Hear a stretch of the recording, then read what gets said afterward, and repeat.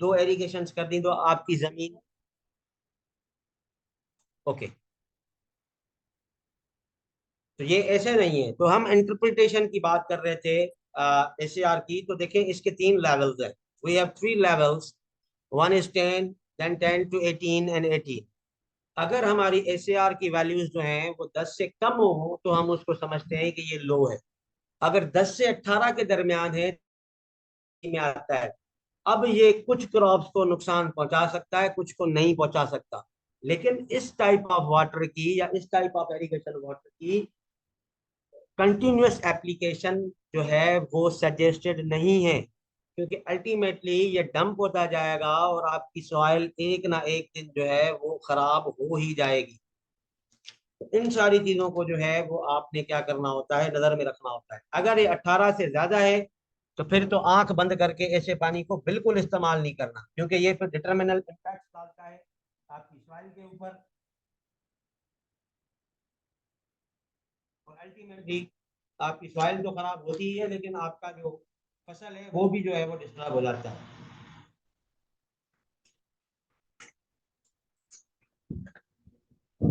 Okay, तो moving to the next slide. I hope कि आपको ये अच्छे से समझ आ गया होगा।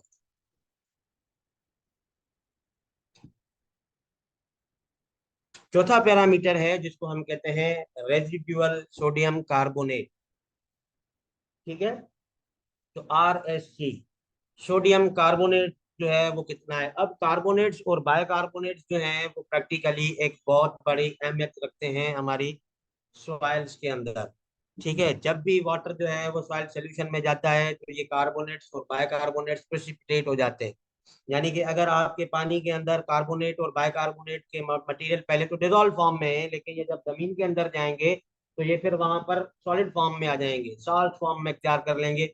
और वो जब डिजोल्व होंगे आपके पानी के अंदर तो अल्टीमेटली आपके वाटर की जो क्वालिटी है वो डिस्टर्ब होगी। रेजिडुअल साल्ट का सोडियम कार्बोनेट जो है वो किन चीजों को फोकस करता है, वो करता है कि बाइकार्बोनेट और कार्बोनेट कितने हैं, और आपकी सॉइल्स के अंदर कैल्शियम और मैग्नीशियम की कंसंट्रेशंस कितनी है। याद रखें, कैल्शियम मैग्नीशियम जो है वो पैरेलल चलते रहते हैं हमारी जो है ना वो, क्या कहते हैं हम जो है ना वो अपने सॉइल के साथ। ठीक है, तो कैल्शियम और मैग्नीशियम जो है वो सोडियम के साथ साथ साथ चलते रहते हैं। तो इनका जो है ये जो डिटर्मिनेशन है उसकी जो है यही चीजें होती हैं कि भाई आपके एरिगेशन वाटर के अंदर कितनी चीजें हैं। रेजिडुअल जो सोडियम कार्बोनेट है वो इसीलिए इंपॉर्टेंट है कि भाई ये एब्सोल्यूट बाइकार्बोनेट या कार्बोनेट की कंसंट्रेशन नहीं बताता, पर ये बताता है कि भाई अगर कार्बोनेट्स की और बाइकार्बोनेट की कंसंट्रेशन कितनी है compare to calcium magnesium and sodium. अगर सोडियम ज्यादा होगा तो सोडियम बनाएगा सोडियम कार्बोनेट और सोडियम बाइकार्बोनेट। ठीक है, अगर कैल्शियम और मैग्नीशियम ज्यादा होंगे तो ये बनाएंगे कैल्शियम कार्बोनेट और कैल्शियम बाइकार्बोनेट। अगर कैल्शियम बाइकार्बोनेट और कैल्शियम कार्बोनेट बन गया तब भी मसला है, अगर सोडियम कार्बोनेट या सोडियम बाइकार्बोनेट बन गया तो तब भी मसला है। तो RSC या रेजिडुअल सोडियम कार्बोनेट को कैलकुलेट करने का जो वर्किंग फार्मूला है वो ये है। अब ये जो आप देख रहे हैं MEQ पर लीटर, ये पर का मतलब, ये जो स्लेश आपको नजर आ रहा है इसका मतलब है पर लीटर। यानी कि एक लीटर में, जैसे हम कहते हैं ना परसेंट, यानी कि पर 100। तो ये है MEQ का मतलब है मिली इक्विवेलेंस पर लीटर। ये भी जो है वो एक कैलकुलेशन का यूनिट है, याद रखें, मिली इक्विवेलेंस पर लीटर। ठीक है, MEQ मिली इक्विवेलेंस पर लीटर। हो सकता है मैं आपसे टेस्ट के अंदर ये क्वेश्चन पूछ लूं कि भाई MEQ क्या है, PPM क्या है। PPM का जो फुल फॉर्मूला है वो है पार्ट्स पर मिलियन। MG पर लीटर का मतलब है मिलीग्राम पर लीटर। तो ये चीजें आपको याद रखनी पड़ेंगी। अब इसमें अगर आप इसका फार्मूला देखें तो ये बता रहा है कि भाई कार्बोनेट आयन, ये कार्बोनेट है, जिसके अंदर हाइड्रोजन नहीं होगा वो कार्बोनेट है, और जिसके अंदर हाइड्रोजन होगा वो बाइकार्बोनेट है। बाइकार्बोनेट के ऊपर क्योंकि यहाँ पर हाइड्रोजन आ गई तो एक चार्ज इसने इसको दे दी, बाकी इसके पास ऊपर बचती है एक चार्ज। अब मैं आपको केमिस्ट्री भी पढ़ा रहा हूँ यहाँ पर प्रैक्टिकली बैठा हुआ। ठीक है, तो ये आप लोग सोच रहे होंगे कि यार इसके ऊपर -1 क्यों है। देखिए होता कार्बोनेट ही है, लेकिन जब कार्बोनेट आयन के साथ एक हाइड्रोजन मिल जाता है तो फिर ये बन जाता है बाइकार्बोनेट, और इसकी वैलेंसी होती है -1। जबकि कार्बोनेट के अंदर देखिए -2 है। अब यहाँ पर हाइड्रोजन नहीं है तो यहाँ पर -2 है। अब जब इसके अंदर एक हाइड्रोजन लग गया तो ये दोनों स्पीशीज कार्बोनेट्स की मिलती हैं। तो ये प्रैक्टिकली केमिस्ट्री है। तो जो आपकी कार्बोनेट की वैल्यू है उसको आप प्लस करेंगे बाइकार्बोनेट की वैल्यू के साथ, और उसको माइनस करेंगे कैल्शियम और मैग्नीशियम की वैल्यू के साथ, तो आपको रेजिडुअल सोडियम कार्बोनेट जो है वो मिल जाएगा। ये इसका फार्मूला है। अब ये देखें एक टेबल है जो कि पाकिस्तान में आमतौर पर जो है वो यूज किया जाता है। ये वॉशिट ने और मोना रिक्लामेशन एक्सपेरिमेंटल प्रोजेक्ट वालों की तरफ दे दिया गया था। ठीक है। रेजिडुअल सोडियम कार्बोनेट का क्वेश्चन हमारे एग्जाम में भी आया था, याद रखना ये बात।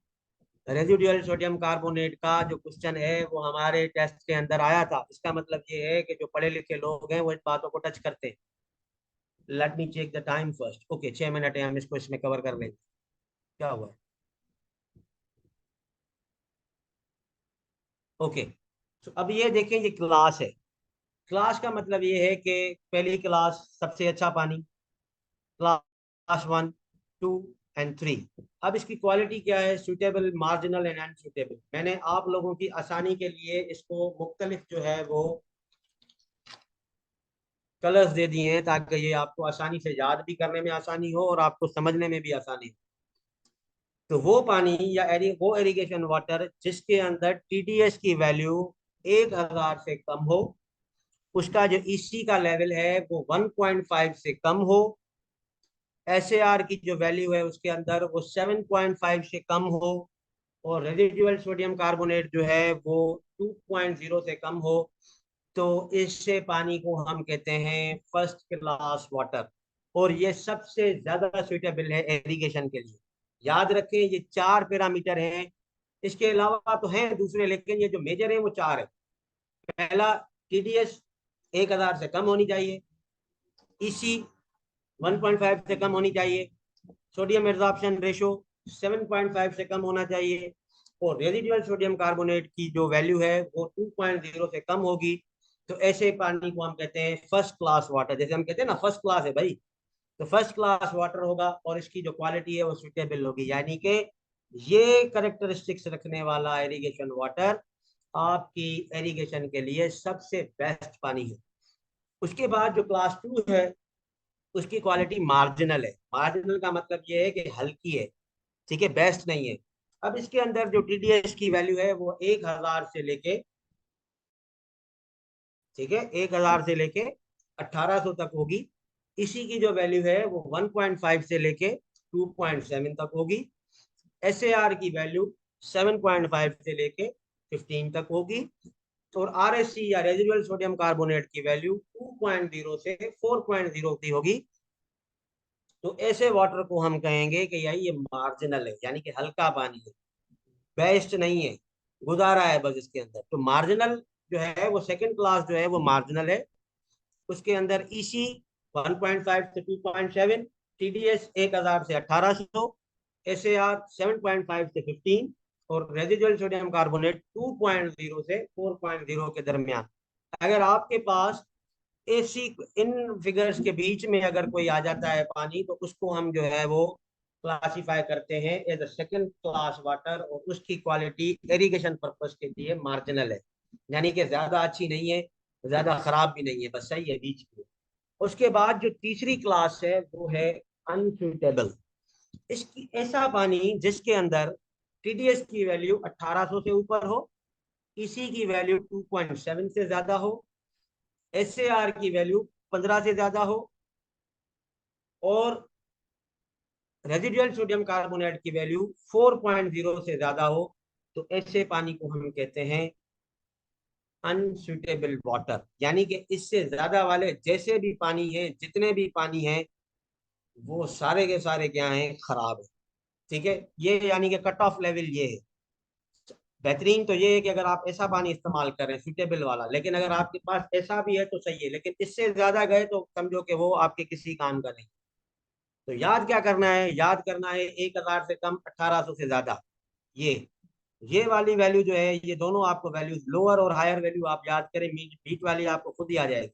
1.5 से कम, 2.5 से ज्यादा, 7 से ज्यादा, तो मार्जिनल आपका निकल आएगा। ठीक है, एस ए आर जो है वो अगर 7.5 से कम है सुइटेबल है, 15 से ज्यादा है तो अनसुइटेबल है, अगर 7.5 और 15 के बीच में है तो उसको हम कहेंगे कि भाई ये मार्जिनल है। ठीक है। और उसके बाद जो दूसरी चीज आ जाती है वो है रेजिडुअल सोडियम कार्बोनेट, जो कि मिली इक्विवेलेंस पर लीटर में डिटरमाइन किया जाता है। अब इसकी जो वैल्यू है वो सुइटेबल कैटेगरी के अंदर 2.0 से अगर कम है, 1.9 भी है तो सुइटेबल। ठीक है, 2.0 से कम होगी, जितना कम होगी उतना वो पानी क्या है, सुइटेबल होगा। अगर इसकी वैल्यू 2.0 से 4.0 के बीच में है तो हम इसको कहेंगे कि भाई ये मार्जिनल है। और अगर इसकी वैल्यू 4 से ऊपर होगी तो इसको हम कहेंगे कि भाई ये अनसुइटेबल कैटेगरी में आता है। याद रखें, ये वाली जो एरिगेशन वाटर क्वालिटी गाइडलाइंस हैं ये वर्ल्ड की नहीं है, ये पाकिस्तान की है।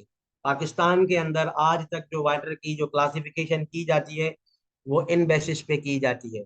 ठीक है, कहीं कहीं आप ये ना समझ लें, उसके अलावा बहुत सारे जो है वो दूसरे भी ऑर्गेनाइजेशन हैं, जैसे एफएओ है, फूड एंड एग्रीकल्चर ऑर्गेनाइजेशन।